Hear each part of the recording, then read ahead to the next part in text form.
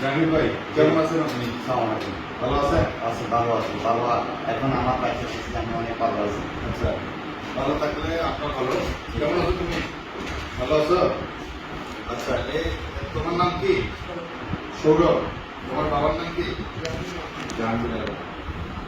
যাই হোক, আমাদের রাউজান থানায় আপনি একটা জিডি করছিলেন, জি নিখোঁজ ডায়েরি। জি। কি হয়েছিল, কেন জিডিটা করছিলেন? 16 ডিসেম্বর রাত্রে, শুক্রবার, ওই রাত্রে একটা ছেলের সাথে এই জীবনে আছে, কিন্তু ওইখান থেকে কীভাবে দুটোটা আলাদা হয়ে গেছিল, ওইখান থেকে হারিয়ে গেছে আমার কাছে একটু কম। ওই হারিয়ে যাওয়ার বাদই এখানে কিন্তু আমি আপনার কাছে 2 দিন পরে আসি, জিডি করছিলাম। কিন্তু আপনারও বহু চেষ্টা করেছেন আমাদের। এখন আপনি যখন জিডিটা করছিলেন, হ্যাঁ, জিডিটা আপনি 16 ডিসেম্বরে হারিয়ে গেছিল আপনার ছেলে বিজয় মেলা থেকে, বিজয় মেলা থেকে হারিয়ে গেছিল। পরে 18/12/2022, অর্থাৎ 2 দিন পরে আসলে আপনি জিডিটা করছেন। যখন আপনি জিডিটা করছেন, তখন এই জিডিটা যখন জিডি থানায় করছেন, তখন রাউজান থানার অফিসার ইনচার্জ জনাব আব্দুল আল হাবিব মহোদয় এই জিডিটা আমার নামে অ্যান্ডোজ করেন। অ্যান্ডোজ করার পরে আমি আপনারে আবার ডাকছিলাম এখানে। তারপর আপনার ছেলে কোনো মোবাইল ছিল না, মোবাইল না থাকায় আমরা আসলে মোবাইল ট্র্যাকিং করে তাকে উদ্ধার করতে ব্যর্থ হয়েছি, যে মোবাইল নাম্বার ছিল না। কিন্তু তারপরও আপনার সকল আত্মীয় স্বজনদেরকে আমরা খোঁজখবর দিয়েছিলাম। তারপরে আমরা বিভিন্ন সোশ্যাল মিডিয়ায় আপনার ছেলের ছবি সহ আমরা ভিডিও আপলোড করছি। কেউ যদি সংবাদ পায় যেন আমাদেরকে জানান, অথবা আপনার সকল আত্মীয় স্বজন, গ্রামবাসী সবাইকে কিন্তু আমরা জানাইছি বিষয়টি, এবং সাংবাদিকরাও কিন্তু এটা নিউজ করছে। পরবর্তীতে আমি বলছিলাম যে আপনি পেপার বা পত্রিকার মধ্যে নিউজ করেন, আপনি সেটাও করছিলেন। আপনিও মানে যথেষ্ট চেষ্টা করছেন, আমরাও যথেষ্ট চেষ্টা করলাম।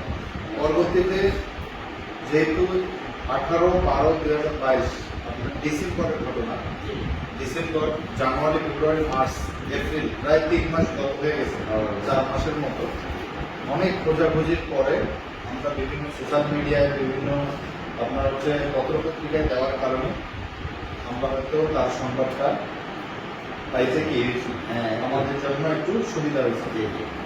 আপনার ছেলে ছিল মিরসরাই সে কোনো একটা দোকানে, সেখানে সেখানে কাজ করছে, কাজের বিনিময়ে তাকে খাবার দিচ্ছে, সে ছিল। কারণ সে আপনার ছেলে কি কোনো মানসিক কোনো সমস্যা ছিল? হ্যাঁ, মানসিক সমস্যা সেজন্য তো এই ছেলেটা এখানে গেছে। 3-4 বছর যে ছেলে হারে না, যে ওখানে আসলে যাদের কাছে ছিল ওরা আমাদেরকে এখানে সংবাদ দেয়, থানায় সংবাদ দেয়, এবং আপনাদের যে লোকাল চেয়ারম্যান তাদেরকেও জানায়। তারপরে আমরা যখন খোঁজখবর নিলাম, ছবির সাথে মিলে যায়। পরবর্তীতে আমরা আপনাকে বললাম, আমি আপনাকে বলছি যে আপনি তাহলে মিরেশ্বরায় যান, ওখানে যান, ওখানে গিয়ে আমার সাথে ফোনে কথা বলে। তারপর আপনি যখন ফোনে কথা বলে দিয়েছেন, আমি বলছি তাদেরকে যে আপনারা তার ছেলে, আপনারা তাদেরকে বুঝাই দেন। তারপরে আপনি আপনার ছেলেকে ইনশাআল্লাহ আল্লাহর রহমতে আপনি আপনার ছেলেকে আপনি পাইছেন। এখন আপনি আপনার ছেলেকে ফিরে পেয়েছেন, এখন আপনার অনুভূতিটা বলেন। আপনার এখন আসসালামু আলাইকুম। আপনারা জানেন, আপনারাও অনেক চেষ্টা করছেন, আমি চেষ্টা করছি।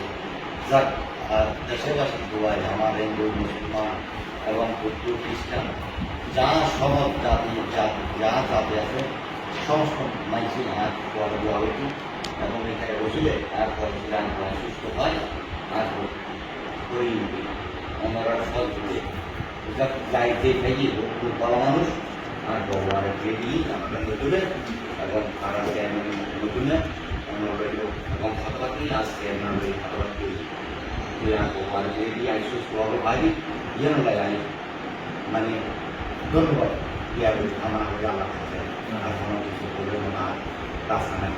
ঠিক আছে, আচ্ছা, আমি আপনার ছেলেকে আপনার ছেলেকে আপনার রুমের মধ্যে না দেখে রাখবো। ঠিক আছে, অবশ্যই। আসলে আমরা এইগুলা যতই সংবাদ আসে আমরা না ঠিক আছে আপনারা অনেক অনেকবার ফোন করছেন আমাকে অনেকবার ফোন করছেন ঠিক আছে ওকে আমার বুঝ খেলা করছেন আমাকে একটু দোয়া